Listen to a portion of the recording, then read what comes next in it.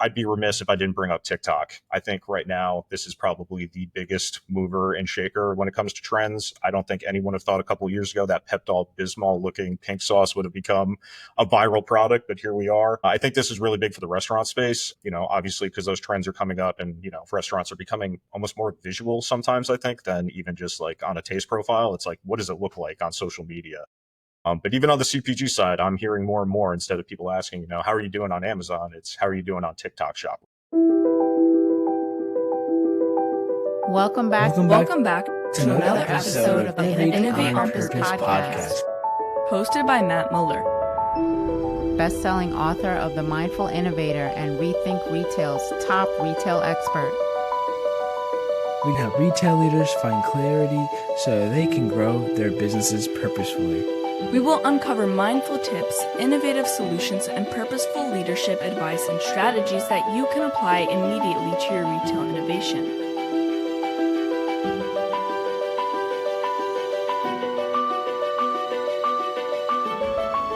Are you ready to innovate on purpose? Hey, before we jump into the episode today, I just wanted to say thank you for hitting the play button. You being here fires me up, and I cannot wait to share with you the insights that are going to make a difference in your business. Do me a favor, hit the subscribe button and leave a review so I can reach as many retail leaders as possible. They too need to hear this. Okay, let's do it.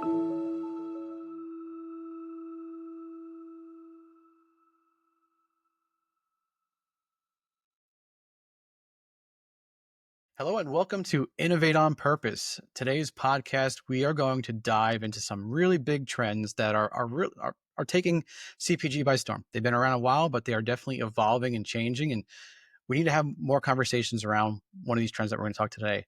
To do that, I have with me from the Food Institute, Chris Campbell, who has been there for quite some time and has seen it grow and evolve as an organization. And we actually met at Digital Food and Beverage in West Palm, which was an amazing event that we were actually just talking about. But great event there, a lot of amazing conversation with leaders, but wanted to touch base back with you again to talk about some of those trends. Today, we're going to talk about plant-based. So thanks so much for being on the show, Chris. Yeah, not a problem. Really appreciate the opportunity. It was great meeting you in West Palm Beach. And I do think these kinds of conversations are necessary, right? Not always being had, maybe sometimes, behind closed doors, not exactly out in the open. So I think talking about trends in a way like this is usually really helpful for the industry at large. So really looking forward to it here. Yeah, Chris, you're right. Like these trends do not get talked about on a deeper level than just kind of like, hey, this is buzzword, it's plant-based. Yeah, everyone's doing it. But I mean, it's a trend that has really evolved over the last few years. And I remember actually I spoke at Plant-Based World Expo 2 years ago, and we talked about how plant-based is becoming a claim that is ubiquitous. Like everyone has it on their package. How do you stand out? You see Beyond and Impossible losing share, sales aren't doing great. They're trying to think about how can I build business because everyone's doing plant-based. So you have to compete differently, but other than just saying the claim. Chris, could you give us before we get into plant-based, I'd love to just learn a little bit more about the Food Institute. And if you could tell the audience, what do you guys do at the Food Institute and why should we be listening to you guys? Well, the Food Institute has been around since 1928, which a lot of people don't know. They are more familiar, I think, with the last 5 years since my boss, Brian Choi, took over and we had a digital revolution with the company. So kind of started as a resource for packers to get pricing from around the country. And what we've done over the last 5 years is really try to become the Bloomberg of the food industry on a news data and trends perspective. So that's really helpful for today on the trend side. As far as content, we have daily content that goes up on foodinstitute.com. We have articles that go there. I run the Food Institute podcast, and we are currently in the process of launching a couple of other franchises on that podcast banner. We do a monthly report that's a deep dive into specific categories. We've done a couple on plant-based, for example. We have daily newsletters that go out, and probably our most popular offering is the webinar side, where we do a deep dive into topics ranging from tax to, trends to what's coming down the pike to even stuff as simple as how to develop a web shop if you're a, food manufacturer. And I think maybe maybe the place people see us more often now that we're doing a little bit more is getting out to these events like Digital Food and Beverage and really getting onto the ground and trying to meet people that are in the industry. So kind of a wide ranging, organization. We really try to cover food from farm to fork as well, which I think is a little bit different. You often see that a lot of places, or I should say, operators in the food industry, analysts, et cetera, are very hyper focused on one part of the industry. We try to take it at a more holistic kind of look, and try to kind of handle the industry that way. So I think that's a good example. And if you want to learn more, foodinstitute.com, and a lot of these resources are free. So you're able to kind of sign up and get into our ecosystem. But I think that's a good example and kind of description of what we do here. I love the way you let off too with like it's the Bloomberg for food, right? So it's just like it's covering everything within the industry, and to keep your finger on the pulse, it's so important. So when I spearheaded innovation for Boar's Head, like, it was so important for us to make sure that we were being inspired and tapping into the resources that were out there.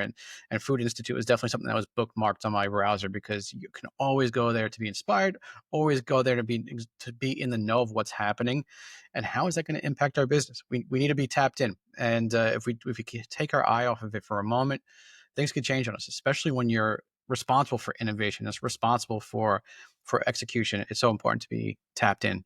So that kind of goes into like the first part of the topic today. Before we even get into plant-based, is like just the importance of staying on top of trends. Like I just kind of mentioned how I do it, but like in your point of view, how does a leader like who is really busy stay on top of the latest trends?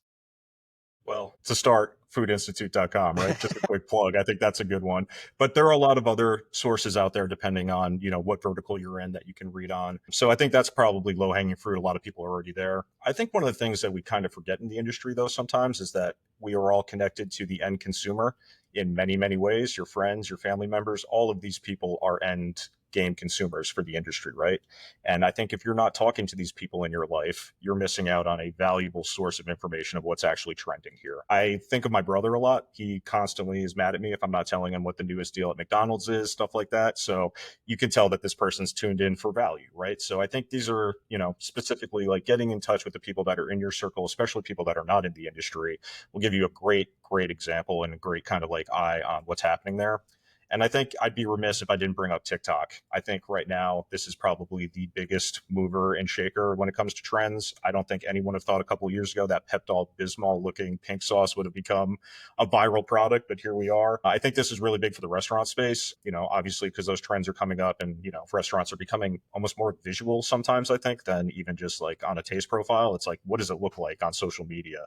But even on the CPG side, I'm hearing more and more, instead of people asking, how are you doing on Amazon? It's how are you doing on TikTok Shop, right? So I think these are two things you want to keep in mind as well. But yeah, I think in general, it's really just a broad view. You have to be looking at all of these places. And even if you're busy, you got to keep looking, because this is what we do, right? So I would say that make sure you're keeping your inbox up to date with the latest newsletters, keep in touch with your friends and family, and then social media, TikTok especially, is where you're going to be finding a lot of these emerging trends. I like that. So that's like a great takeaway for leaders today, is to think about, okay, what are the resources that you currently are tapped into, and what do I have bookmarked and coming into my inbox on newsletters? Check. Second piece of it is definitely listening and being curious when you're having those conversations with your friends and family. There are so many great insights there. It's like, that's the work I do. I do ethnographic research, and I'm constantly in the market with consumers, shopping stores with them, spending time with them, just having open conversations and being curious about what they're seeing in the market, because that is truly just a wealth of knowledge that we don't normally tap into. We kind of just like, oh, well, they don't know our business and move on. But those are the people that we should be really speaking to. So that's great advice. And then, typically they're the ones that, right, they want to share this too. It's not just, people love food, right? They want to talk to you about this. So if you give them the opportunity, they will tell you, so. Absolutely. Yeah, definitely. And then also social media. You mentioned that as well. And TikTok is definitely a great source. You should definitely be doing social listening and definitely focusing in on, what's happening in that social media landscape, because so much can change there. And yeah, absolutely. Restaurants are the ones that are going to benefit from that first, because it's so easy to see what's happening on TikTok and then go and execute in a restaurant, where if you were like a CPG brand, it's going to take a lot more time to manufacture a pink sauce, right? So it's just going to, in a restaurant, you can do that on the spot pretty much. So absolutely. That's a lot. I'm overwhelmed just talking about that. So when do you like tune stuff out? There has to be a time where it's like, okay, enough is enough. I need to move forward and stop, taking in all this stimulus. Like, when should a leader ignore these insights or ignore the chatter that's out there? I think this is a harder one to answer because, to your point, there is like a deluge of information out there, but I think a lot of it still comes down to, your individual gut. You need to really listen to yourself. If something is coming to you and they're saying, hey, this is going to be at a CAGR of 30% over the next 5 years, I think you should be skeptical. right? And I think that's a good part about my job is I get paid to be skeptical in the newsroom, right? Like, why is this the case? Is this actually true? So I think a lot of it comes down to just, experience and kind of trusting your own instincts on this. And like I said, I think when you see numbers that seem too high to be true, they probably are. So remaining skeptical, I think, is big. But it's hard to have a full rule on when to ignore something just because, at least in the newsroom, sometimes the most interesting stories are those ones that seem outlandish. And if you can prove it and it's true, you don't want to ignore it. But I also think a big part too is just kind of establishing within your organization, having a North Star that showcases where you want to go and trying to keep all of the things focused towards that. So I know with Food Institute, it's about data, it's about trends, it's about like hard information that business leaders can use. So instead of focusing on, maybe a trend that's going to last a week or, recently like meme stocks, Krispy Kreme going up, crazy this week, not necessarily going to be a long-term trend, right? So I think it's that skepticism that kind of helps us, drive our direction. I think that would be helpful for a lot of business leaders to kind of, and especially in a world that's becoming more and more AI, I think like the human element becomes more and more important. So I think that's how I view it, at least. Awesome, Chris. Yeah, that makes sense. So now let's get to the plant-based trend. Like, it's been around for a long time, the plant-based trend. I know like foodinstitute.com has a ton of different resources on it. I read through a bunch of different articles. I've tapped into that many of times before, but looking at this trend, is this something that we really should still be watching, or is that just me? Like, what's happening with plant-based right now? So I think this is a two-sided question, kind of like earlier we were talking about the restaurant and the CPG side. So I think I'll start off with the restaurant side, and on that side, it's a resounding yes. I think, depends on where you're getting your data from, but about 3 to 5% of the country identifies as vegetarian. You got about 1 to 3% as vegan. I think more interestingly, you see sometimes some surveys are showing 50% of Americans consider themselves flexitarians. These people have a veto vote. So if you don't have a plant-based item that's on the menu, that entire check is gone because that family is going somewhere else where that one customer is going to be serviced. So I think that you need to keep an eye on this. I would say that it's probably plateauing, just considering, like you said, it's kind of become this ubiquitous term and it's on all of these different products. But I also think that there is a lot of room for better definitions in the sector. Plant-based can mean a ton of different things, right? Guacamole is plant-based, but I don't think a person would consider that a plant-based product. I think when people, general consumers hear about these products, they are thinking about those meat analogs or, maybe some are even thinking about dairy milks, but those have already, or not dairy milks, plant-based milks in comparison to dairy milks. Those have already hit about 10 to 15% market penetration. Those are looked at differently than these other plant-based products, even though they could be under that umbrella. So going back to the restaurant side, I think so. Definitely something you want to keep an eye on just because you do have that veto vote, but also the flexitarians. I think consumers right now have been deluged with nostalgia across the board. They're looking for new and interesting things, and plant-based products can be that. And, looking at my own life, I used to be a vegetarian. I still consider myself a flexitarian.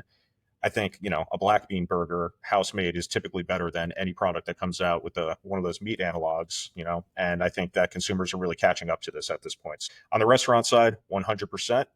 I think on the CPG side, it's a little bit different. You look back to 2020, we really saw like those plant-based meat analogs kind of spike with COVID, which was an interesting kind of like dynamic at the time. But when you think about it, people were looking for healthier products. And at that moment in time, plant-based had this air of health surrounding it, I think. I think that's kind of changed. And I think we'll go into this a little bit more on some of the challenges, but, you take a look at the current, Make America Healthy Again movement, which is really focused on whole foods and animal products and like turning away from, frankenfoods. Fair or not, I think a lot of people are now looking at these meat analogs as unhealthy and made from a bunch of different ingredients they don't understand. So they're kind of turning away from it. So I think restaurants, you also see people are a little bit more, indulgent. So they don't care as much when they're going out to eat. At home, I think they're a little bit more keen. So they're looking at that ingredient label. So if you have a plant-based product that is, one of those meat analogs that is filled with, even if they are natural products, like pea protein isolate and all these other things that are taken out and put into them, if that ingredient label doesn't look clean, consumers are going to turn away from it. So I think that, we should be keeping an eye on, but I do think CPG is going to have a harder time with this for all the reasons I just mentioned there. Yeah, that's a good point, Chris. Like I have been shopping in homes of consumers lately, and we've been focusing in on plant-based and, what does it really mean and what is healthy, what is not.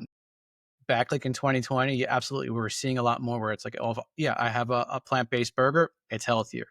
But now all of a sudden I'm seeing a lot more people question, is it really healthier? Because it's like, this is GMO. There's so many ingredients in here. like there's more saturated fat.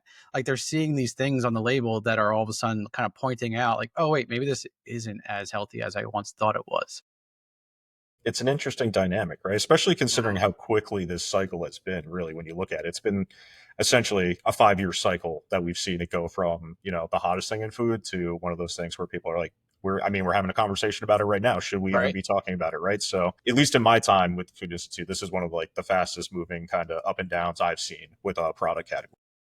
What do you think that is? It's a good question. I mean, I think a lot of things change quicker now with social media, and people in general are just like tuned for what's the next thing. I think politically, we've seen a lot of strife in this country as well. And I think that, I don't want to get into it too much, but I do think Mhm. that there is a political component to this as well, and kind of like an identity thing as well. So it's interesting to see it, right? And even certain Yeah. people like myself, like I was a vegetarian, I'm not anymore. Even myself personally over the last couple of years, I've kind of made that switch. So I think that's what goes into it a little bit. But also, I think it's just a matter of knowledge as well. When these first hit the market, not a lot of people knew about them. Now Yeah. they've been dissected over and over and over again for 5 years. So people have a better idea of what's going into these products. And like I said, I think there's just this big headwind for like natural, whatever that means. We can put that in quotes, but products that Yeah. people can read the ingredient list on. They feel more comfortable eating it, even if that ingredient was arsenic. They'd probably be like, hey, at least I know what it is, right? Yeah. It's natural. Exactly. So I think there's like an increasing knowledge set on the consumer, but maybe a little Yeah. bit more cloudy as well too. So it's an interesting dynamic, but I would say those are probably all playing into it. I'd love to hear what you think is happening there too. Yeah. It is. That's why I asked you because I don't know. But I do think it is like, we are learning a lot more, a lot faster. And there is those political kind of the Maha movement and everything like that, where it's kind of creating more attention. But I think it's also trial and error, and where consumers have actually had the opportunity to try this plant-based burger and plant-based products, right? And after trying it, I think it's like, okay, now I've discovered it. Now let me learn a little bit more about it. So I think we're kind of in that let me learn more about it type of phase, where people are just, they're diving in and trying to figure out, okay, is this really for me? And what's really making the impossible burger bleed? And, Yeah, getting so down into that ingredient label. worth noting too, like Beyond and Impossible have done a couple reformulations over the years as well. And like, sometimes, people may have fallen in love with one of these products and now it's a little bit different. And they're like, hey, I'm trying something else at this point too. So I think that Yeah. plays into it a little bit.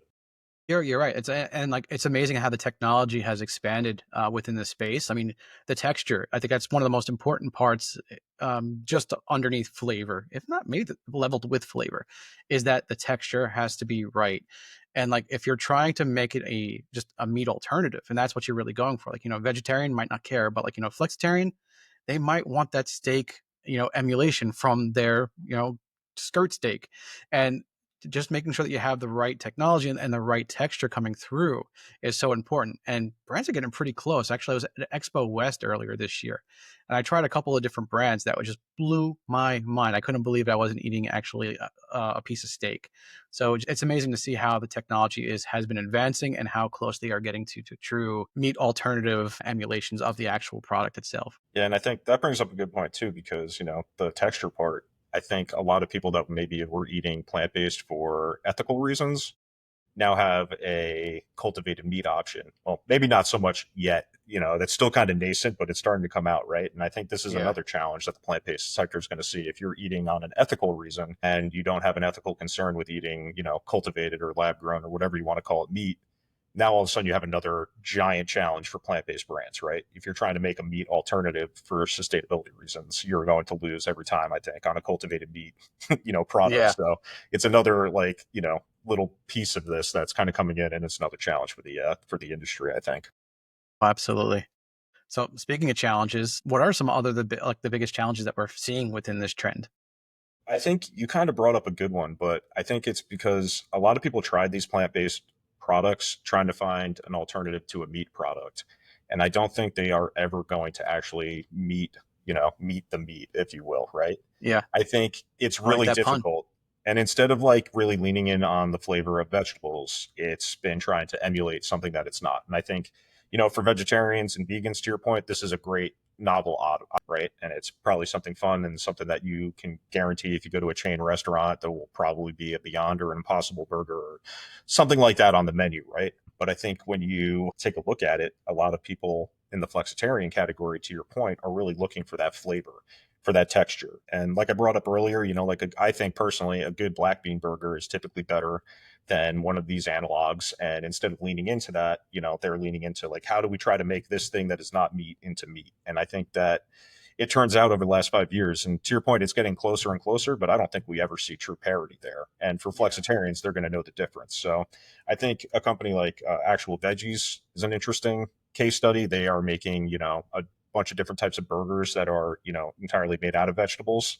They have a different flavor profile, but they're not trying to be a hamburger, right? And I think that's the big thing right now is that too many plant-based brands chased, maybe it was fool's gold during the pandemic, right? Seeing that giant spike, trying to create these products, thinking this is where consumers were going to go, but it never really met that consumer demand, right? And I think that's still an issue here years in. So I think that's definitely, to me, the biggest, the problem that they're having in this sector right now is that you're trying to be something you'll probably never be able to be instead of leaning into the health and the vegetable and like all of these other things that you can do under a plant-based, branding that would, hit these consumer needs without, I don't want to say confusing them, but, making that parallel between a meat product that many Americans are already like very familiar with, obviously loved for generations. It's a very difficult thing to turn over. So I think that might be the biggest challenge that I see in the industry.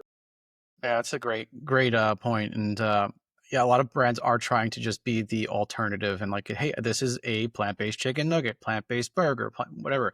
Like, are you trying, when you set yourself up with that type of like, kind of, hey, this is what I am. Now all of a sudden, I think when the consumer tries it, they have that as their comparison, right? So I'm thinking about a burger while I'm eating this plant-based burger, and it's not hitting the mark. Where like, so you're setting the expectation way too high as something that you can't just even meet. So another pun, but like, when you think about this, like, well, could you do it where it's like, this is a vegetable nugget instead of a chicken nugget? Well, 100. all of a sudden now you have like, it's a protein based vegetable nugget. All of a sudden I know what to expect when I eat that. I know I'm going to get the protein. I know I'm going to get vegetables. I understand that they're going for the nugget experience, but it's not. So all of a sudden now maybe I can live up to the expectation. So I think branding and positioning is so important in this space. Nuggets are a great example too, because I mean, even a chicken nugget, you don't really taste any chicken. You're tasting the sauce and the breading, right? So like this is a great opportunity to create a vegetable nugget, which, you could just change the packaging on half of these, plant-based chicken nuggets and just call them veggie nuggets. And all of a sudden you like have a brand new product vertical. People are going to be excited about it. And also to your point, probably going to make the same kind of connection when you hear the word nugget with chicken nugget. But in general, that kind of framing, I think, would be great for consumers because they're not immediately comparing it to something that they clearly wanted and they're trying to find an alternative for. So like, to me, that's just a losing battle almost every time. Oh yeah, absolutely. Yeah. Customer satisfaction is not going to be positive there. Awesome. Chris, any other challenges that you're seeing? I mean, we kind of talked about it a little bit too, but I really think the MAHA movement is one of the biggest challenges here. If you are going to be creating a product that is made, from a bunch of different, sources like that, it's going to be hard to convince this group. I at first, when I saw, the food dyes being removed, the fact that the Trump administration was basically able to do this without any legislation, without any rulemaking, basically got the industry to do it voluntarily. I think that shows how big this movement is in the US. I think this is like a nonpartisan thing. I think the US is looking for a healthier food supply. And I think that rightfully or wrongfully, plant-based is kind of on the wrong side of that right now, considering I think a lot of the consumer reputation, or not reputation, but the reputation to the consumer, right? And I think in some cases it is unfair. I'm not sure that these are less healthy than a hamburger. Clearly, we have issues in this country with obesity and a bunch of different diseases. So I think plant-based products are obviously a big part of the toolkit to fix that. But I think right now for consumers, they see it as, like I said earlier, a frankenfood. So I think a lot are unwilling to even try it. And then you also have other competitive kind of headwinds. The carnivore diet is getting huge. It's the complete antithesis to what we're talking about right now, right? And I think you probably see other diets like that coming out. I mean, carnivore diet isn't all that different from Atkins when you take a look at it, right? So you have kind of this cycle of different diets coming in and out. And I think plant-based doesn't necessarily fit into like any of them other than the vegetarian ones. So I think that makes it a little bit difficult. But yeah, I think really, taking a look at it, it's really the MAHA movement, which is kind of against it. And then also, trying to be something that it's not. So what do plant-based brands do to get over that big hurdle of the MAHA movement? Because I mean, I feel like there has to be a way for a plant-based brand to get on the right side of health. I would say, thinking about it, like really diving in, like I said earlier, on a formulation that is made from real fruits, vegetables, grains, etc., and not trying to be one of these fake meat products, even if you're Hmm. using all the beet juice, etc. Make a black bean burger. I think Dr. Prager's is a good example of this. They have a ton of, vegetarian options. They have a couple, I believe, like regular hamburgers and turkey products as well on the burger side, but they don't try to be anything they're not. When they give you that original veggie burger, it doesn't look like a fake, meat burger. So I think Hmm. really diving in on that is the way to kind of course correct a little bit here. And I also think it could be an educational campaign. We Yeah. need some more science on these products, I think. And within 5 years it's hard to get like a longitudinal study that'll tell you whether or not this is healthy or not. So that's one of the things that I find it interesting about this, is that you don't see the big names in plant-based really going out there showing any science. It's like, hey, this is better for you. If it Hmm. is, let's see it. I think that would be a huge thing. And like I said, Yeah. to my point earlier, it's not exactly probably available yet, but I think this is something that they could definitely do to kind of showcase, like, hey, do a direct comparison on the science and like let the consumer decide on their own. Yeah, yeah, I think that'd be brilliant to be able to have that kind of study out there. But it is something that's really hard to break through. But I do think that one thing is taking that hard look in the mirror and saying, okay, really is my plant-based brand truly healthy? And looking at that panel, where could there be misconceptions in consumers' minds when they look at that panel? And then what can I do about my positioning and marketing and even the format of my product to be able to get on the more wholesome side, right? Like I think that's kind of like an easy switch, an easier switch of just changing the messaging and making sure that you have that wholesome feel as a brand. I think that would be key. Is just and I think it's when you start going into that emulation factor, that alternative meat alternative, that's where a lot of brands are hitting the wall. Yeah, and I think too, you take a look at some of these bigger companies like JBS exited the space. A lot of these companies that put their feet in the water are kind of running away. But I think that means it's an opportunity for, some of these scrappier upstart brands that typically are more invested on the, conceptual side. They are doing this for a reason, right? Yeah, Not just to make money. so true. Typically these companies are made and started by, founders that are very invested in doing this, right? So I think that's Yeah. another thing we'll see too. A lot of people that I've talked to at least are saying, we're kind of in a hype curve right now, and we saw a giant explosion.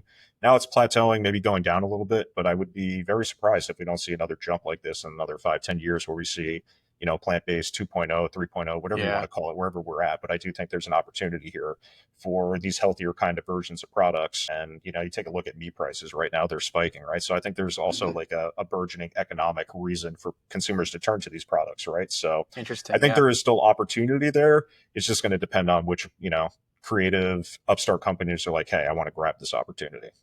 Yeah, that is interesting. And I think you're right too. That space is so passionate. When I was at Plant Based World Expo, everybody there wanted to drag me to their booth and talk my ear off about exactly why they created the company that they created. You didn't get that at Expo West or any other event that like I went to. It's there. They are so passionate. So yes, I'm sure they're going to evolve to 2.0, 3.0. They're probably already on 4.0 right now because the evolution is happening so fast. But absolutely, they are passionate. They're going to find a way through plant based. It's definitely going to find the answer. Now, non-plant-based brands, that must be an interesting conversation. Like, working for a former meat company, Boar's Head, like having conversations about what should we do about plant-based. Plant-based is very intriguing. Like, should we be creating a vegan bacon or a vegan deli meat? Like, should we be messing around the space or should we ignore? Like, what do you think like non-plant-based brands should do with this trend? Like, how do they read? I think, first of all, it's not a one size fits all kind of answer, but I think in general, even beyond plant based right now, companies should be focusing on what they're good at.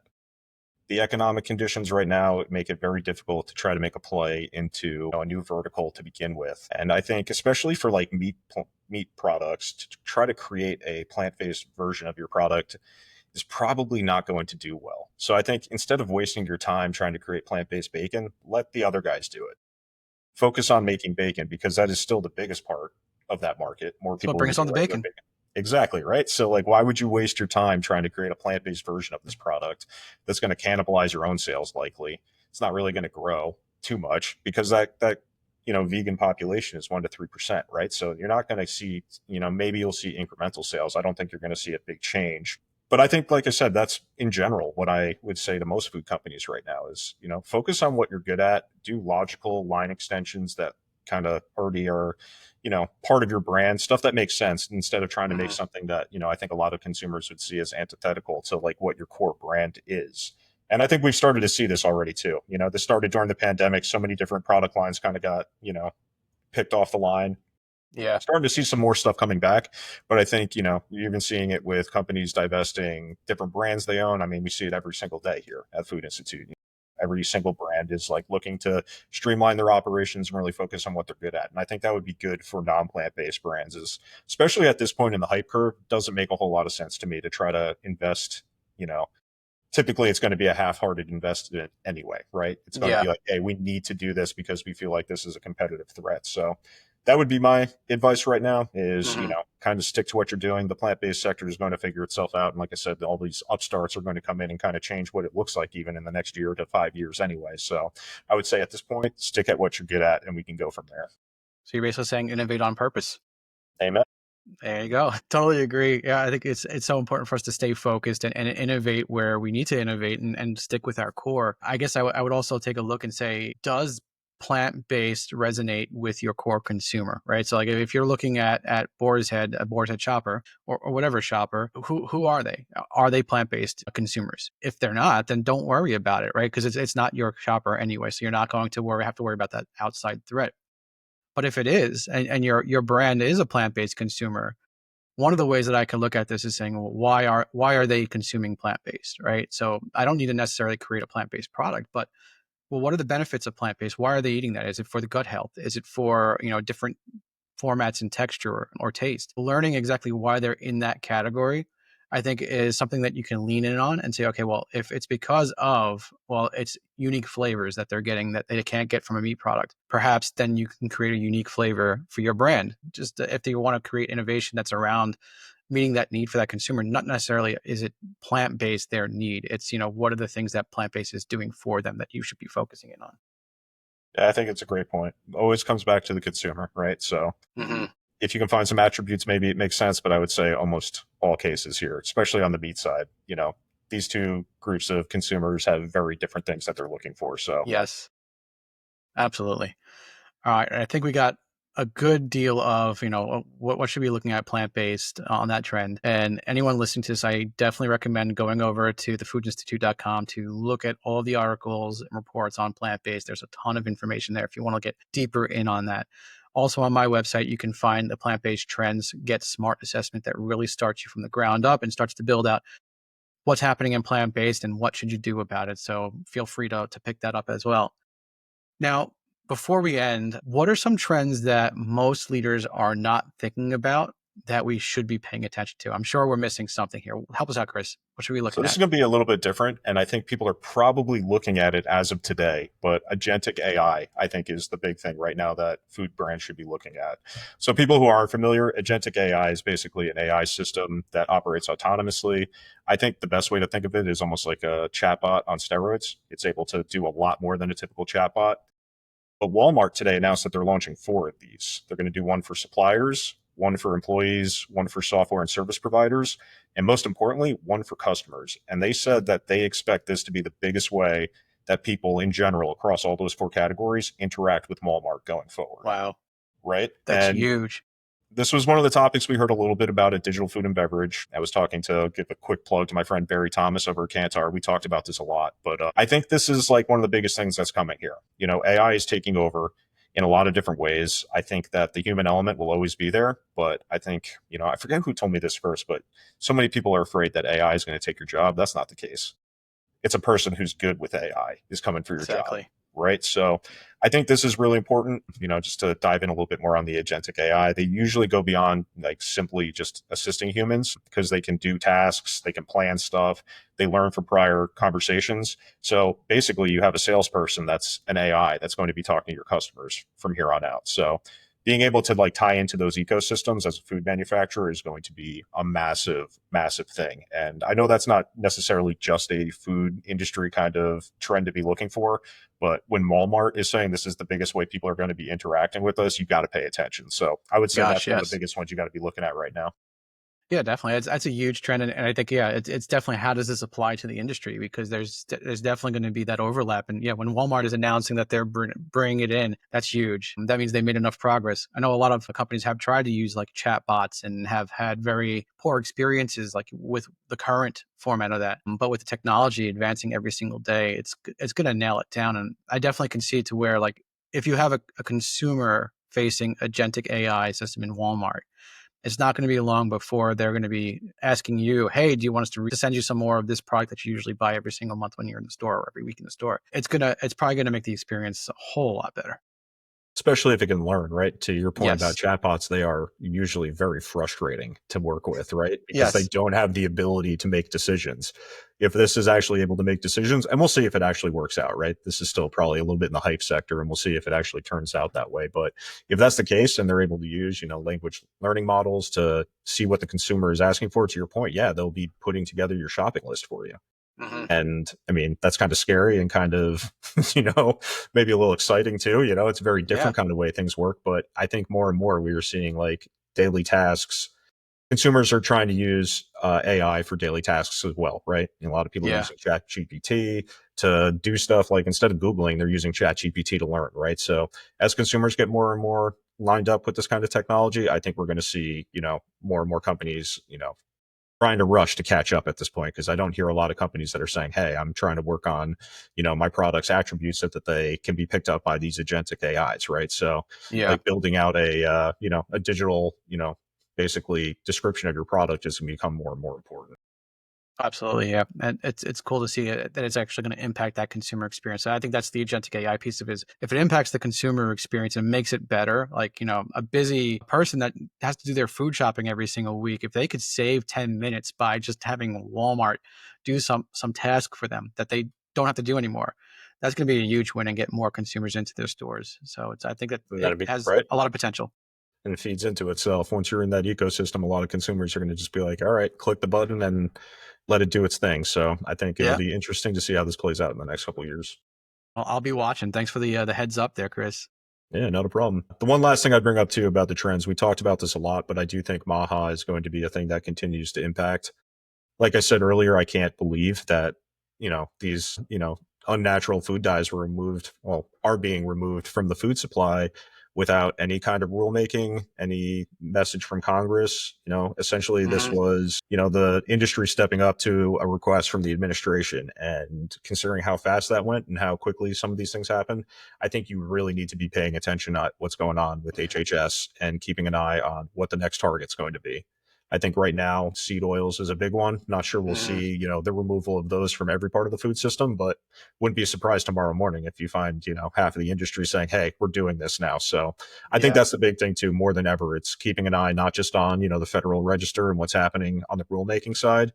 It really is, what is HHS saying they want to do? And if you can keep your eye on that, you might be able to stay ahead of the competition. So I think that's the other.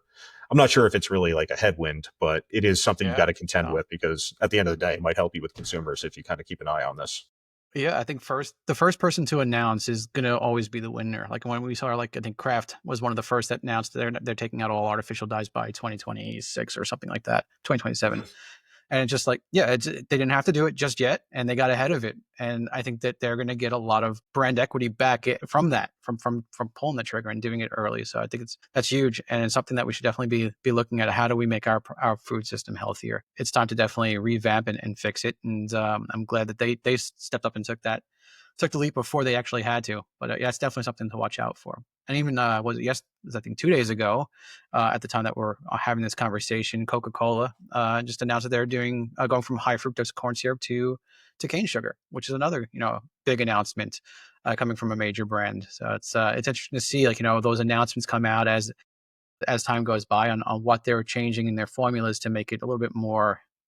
I want to say healthier because it's cane sugar, but a little bit more a little better. And I think the voluntary aspect is the biggest change. Even Yeah. 10 years ago, I feel like a lot of these companies would have been suing HHS trying to block it. And now instead, it's Yes. like, hey, we're going to just dive in. And I think a lot of that, like earlier we said, it's all comes down to the consumer. And that's what is really driving this is consumers want a healthier food system. So Yeah. they were pushing for it. And I think, these companies were smart to not push back, because they would have lost a lot of brand equity if they said, no, we want to keep these fake dyes in Yeah. here. consumers would be like, why? Right. So I think this was a very smart move by, the industry as a whole to kind of embrace it instead of fighting back against it. Yeah, so true. Oh yeah, it'll be interesting to watch as we keep on going here and see how much more changes with our food system. So hopefully a lot more. Hopefully. Yeah, we'll see. Yeah. Well, Chris, anything else you want to leave the audience with before we end the episode today? I think the only thing I would say is we really at the Food Institute love connecting with people. We're on the ground all the time. So follow us on LinkedIn, connect with me on LinkedIn. Always happy to chat. We love to bring the knowledge to the people. So definitely take a look at us on our socials. And I really want to thank you, Matt, for giving me the opportunity here. This was a great conversation. I had a great time. Absolutely, Chris. Thanks so much for being on the show today. Thanks for all the knowledge, and definitely go to foodinstitute.com to learn more. All of the links will be in the show notes as well, so you can have quick access to that. Thank you so much for coming on, Chris. Yeah, not a problem. Hope we get to do this again. Yes, definitely. We have made it to the end of another episode. Thank you for tuning in.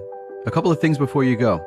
If you have found value in this episode, I am sure you'll find value in what we have coming up. So please subscribe so you will have access and know when we launch the next episode. Also, leave a review. The more reviews we have, the further our reach becomes, and I truly want this to be heard by as many leaders as possible. Don't hog this all for yourself. I would love to hear your insights on this topic, so meet me on social media at Matt Mueller Innovation on LinkedIn and Instagram. And lastly, if you want to learn more about my story and what I can do for you and your company, go to themindfulinnovator.com. I would love to help you innovate on purpose. Until next time, just remember, bring a level of awareness to each conversation, each observation, each moment, and you can create great change in this world. Thank you.